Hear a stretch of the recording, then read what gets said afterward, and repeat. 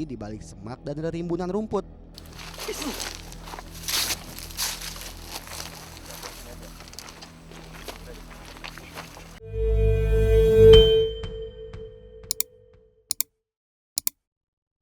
Alhamdulillah berkat bantuan banyak sekali para donatur ya, betul, Pak. sahabat dan provinsi kita ini yang membantu kita, dan alhamdulillah Banda Aceh sekarang sudah jauh berkembang ya. Wah, ini sangat di luar dugaan loh, Pak. Iya. 6 tahun loh pemirsa, kota ini bisa langsung berdiri megah lagi seperti dahulu. Dan bahkan lebih ramai malah, Pak, kalau saya lihat dari dulu, Pak. Iya, memang di Bapak Presiden kita kan agar membangun Banda Aceh ini kan build back better ya. Betul. Jadi kita membangun harus lebih baik daripada sebelumnya. Iya. Dan sekarang orang lebih soft lah orang Aceh ini. Kalau dulu kan dilihat Aceh ini kan keras ya. Iya. Mungkin perlu taman-taman seperti ini ya, kita ada bunga-bunga Sekarang udah sejuk ya, Pak ya. Kita lihat Taman Sari dulu yang penuh dengan mobil berjungkir balik pada saat tsunami, kita lihat sekarang sudah tertata dengan baik ya. Kita benahi, kemudian kita buat itu menjadi suatu tempat kunjungan ya. Iya. Yang kita harapkan itu bisa menjadikan Banda Aceh ini sebagai bandar wisata ya. Wah, amin, Pak. Ya, tentu tidak meninggalkan syariat Islam ya. Iya, betul, Pak. Yang kita sebut Banda Aceh ini bandar wisata Islam Indonesia. Iya. Ya. Beruntung saya menyempatkan mampir dan bertemu Pak Wali Kota. Ya, hitung-hitung bisa ngiri tenaga karena saya bisa naik mobil keliling Banda Aceh. Belum lagi Pak Wali mengajak saya ke suatu tempat yang kabarnya tidak banyak orang yang tahu. Wah, tambah penasaran aja nih.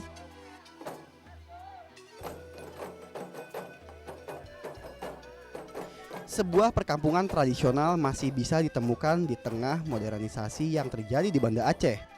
Rumah panggung dari kayu, hewan ternak, hingga kesenian khas tari Rapai Gereng menjadi bagian kehidupan masyarakat yang sangat memegang teguh tradisi. Tua dan muda menyatu dalam harmonisasi kehidupan yang menjunjung tinggi keluhuran serta mengutamakan keseimbangan antara alam dan makhluk hidupnya.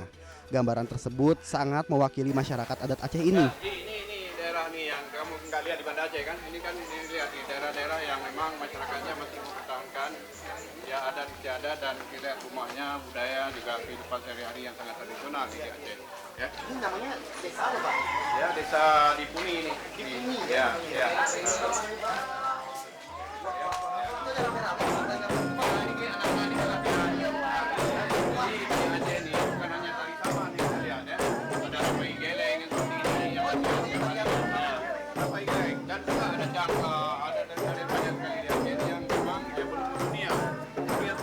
Meski hanya berlatih, gerakan serempak diiringi irama tetabuhan yang sangat rancak membuat saya sangat menikmati tari Rapai Geleng ini. Sebuah komplek makam kuno dengan batu nisan khas bertulisan huruf-huruf Arab berada tidak jauh dari kampung adat. Warga di sini sangat menjaga makam-makam leluhur mereka tersebut. Diperkirakan berapa usianya? 16 ya, Pak ya? Sekitar 400 tahun gitu ya, atau 500 tahun ini, dan batu-batunya masih bagus.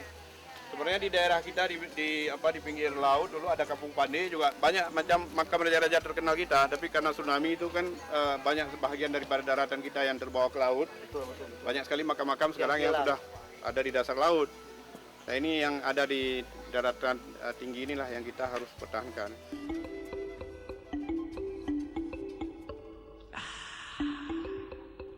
Hutan bakau menjadi objek yang tak kalah menarik untuk dikunjungi. Pohon-pohon bakau yang baru ditanam pasca tsunami ini sudah tumbuh besar dan tentu saja sangat bermanfaat. Ya, terutama untuk menahan gelombang dan abrasi. Melanjutkan petualangan bersama teman-teman IOF Banda Aceh tidak kalah seru. Setelah tadi berkeliling melihat tradisi Aceh yang masih dipertahankan, sekarang saatnya saya menikmati keindahan alam yang juga menjadi daya tarik lain di Serambi Mekah ini. Wih, akhirnya nih sampai juga nih di Pantai Lampu'u ya. Di Pantai Lampu'u, Kecamatan Longah. Kecamatan Longah nih, Kabupaten Aceh Besar. Nah, pantai ini kemarin ketika tsunami tepatnya di tahun 2004 ya.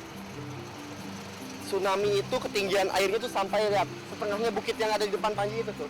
Itu di depan saja ada bukit. Nah, tsunami itu waktu itu ada sampai setinggi bukit di atas sana. Nanti kita akan melanjutkan petualangan ke Sarah ya Bang ya. Sarah itu sekitar 3 kilometeran dari sini, deket sih. Cuma dengan trek yang ya trek off-road lah seperti apa. Tahu sendiri kan trek-trek ekstrim tentunya. Oke Bang, siap Bang. Nyusul teman-teman yang lain yuk. Oke. Sekitar 40 menit perjalanan menggunakan mobil dari Banda Aceh, saya pun akhirnya tiba di kawasan Pantai Loknga. Kawasan pantai berpasir putih yang sangat indah ini sempat porak-poranda diterjang tsunami.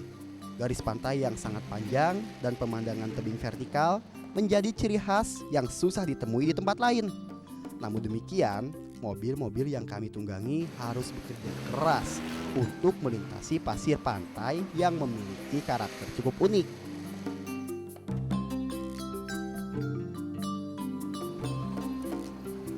Berbeda dengan trek berpasir di sepanjang garis pantai Loknga, kini mobil-mobil berpenggerak 4 roda harus menaklukkan trek berbatu dan naik turun di lereng pegunungan.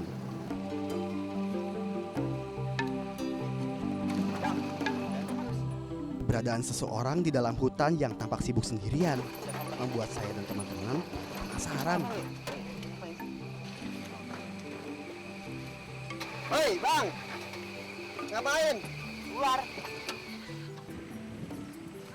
Berapa ya? Belum tahu saya. Hah? Bentar.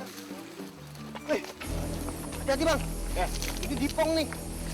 Lihat, nih. Seekor piton kurtus khas Sumatera rupanya membuat orang ini tampak sibuk sendirian. Piton kurtus atau sanca darah memang mudah ditemukan di hutan-hutan Pulau Sumatera. Bentuk tubuhnya yang pendek dan gemuk membuat ular yang satu ini lebih suka berada di bawah seperti di balik semak dan rimbunan rumput.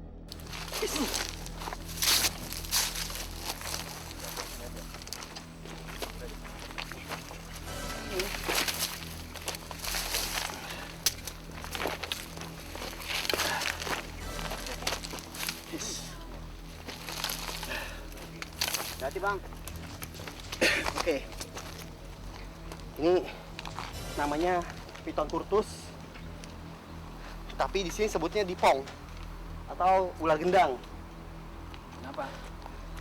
Karena gendut pendek. Karena gendut pendek. Dan kulitnya biasanya dicari orang. Ya biar Panjajah nangkep tuh. Bantuin Ji. Nggak bayar gitu. Santai aja.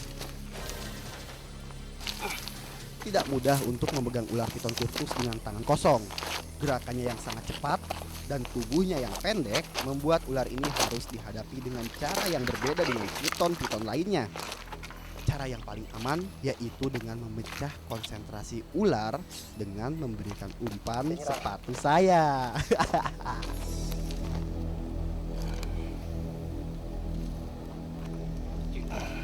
Bong kotoran. Oke. Gak apa-apa. Memang ular kalau misalkan dia lagi takut, Kencing. kayak orang Biasa biasa. stresnya ya. Ular ini, biarpun ular ini kecil, pendek, tenaganya lebih kuat dari ular yang tadi gede itu. Coba aja pegang. Dia nyentak. Nah, lihat. Dia kan? Kuat banget kan? Beda. Nah, lihat. Ini adalah dipong coklat ya. Nah, lihat nih. Dipong itu punya banyak varian warna. Salah satunya adalah yang ini. Yang ini warnanya coklat tanah ya. Jadi warna tanahnya ini sendiri itu bisa ngebantu dia tuh kamuflase atau menyamar. Oke, ini mau dilepas lagi aja? Oke deh kalau gitu. Lagi pula dia juga nggak bisa nangkep kan? Iya, ngikat batu. Untuk bisa mencapai lokasi yang masih banyak dihuni oleh satwa liar, kami pun harus melalui jalanan terjal yang berbatu serta melintasi sungai yang sebenarnya bukanlah jalanan yang mudah untuk dilalui mobil. Nah, tidak salah lagi. Saya yakin tempat ini memang merupakan habitat yang ideal bagi berbagai jenis satwa liar, terutama reptil.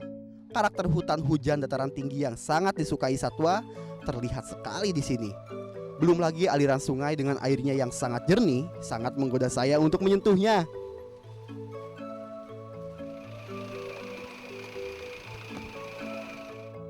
Kondisi alam yang benar-benar sangat asri di kawasan hutan menjadikan tempat ini sebagai habitat ideal bagi segala jenis satwa penghuni rimba belantara. Minimnya campur tangan manusia dalam kehidupan satwa dan vegetasinya dapat menjaga keberlangsungan kehidupan dan keseimbangan mereka dengan alam. Itu apa ya? Ular ya? Kita datang juga nih. Bismillah. Nah, ternyata lihat ini.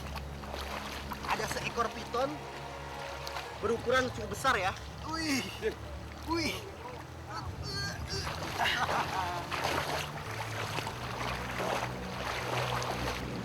Kalau kena gigit robek soalnya.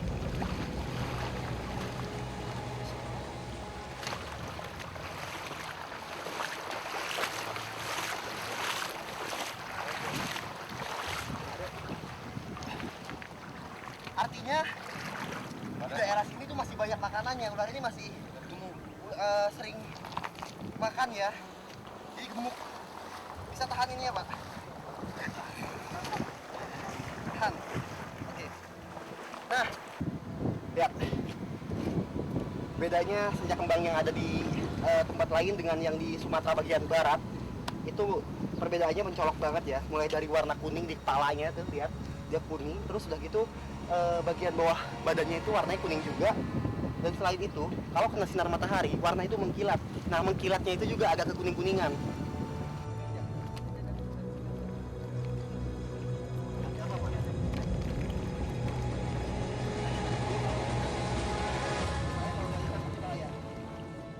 Berinteraksi dengan ular piton berukuran besar dalam sungai merupakan tindakan berbahaya karena di dalam air ular cenderung lebih gesit dan cepat gerakannya. Beruntung saya masih bisa mengendalikan ular sanca ini. Gerakan-gerakan ular sanca sebesar ini akan semakin tak terkendali jika berada di dalam air. Dengan sensor panas dan sensor gerak yang dimiliki oleh sanca, membuatnya lebih mudah untuk mendeteksi keberadaan saya di dalam sungai. Oke. Kalau di dalam air, ular itu nggak berani buka mulutnya. Takut kemasukan air dia. Itu tekniknya. Biarpun dia segala apapun, tapi kita pinter. Kita punya banyak teknik. Oke. Nah. Oke, Bang, coba Bang, jengkalin Bang. Kira-kira berapa meter Bang dari situ Bang? Sini Bang. Kalau aku kira-kira paling 3 meteran ini. Kalau aku rasa-rasa sih 3 meter ini.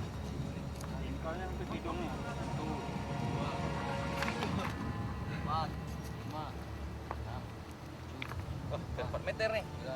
3 meter setengah. 11, 12, 13, 14, 15, 17. 17 jengkal. Oke, 17 ya Pak ya? 17 ya, 17. Oh iya. Oke, kalau dihitung itu mungkin 3 meter lebih lah ya. Besar. Ayo angkat Pak.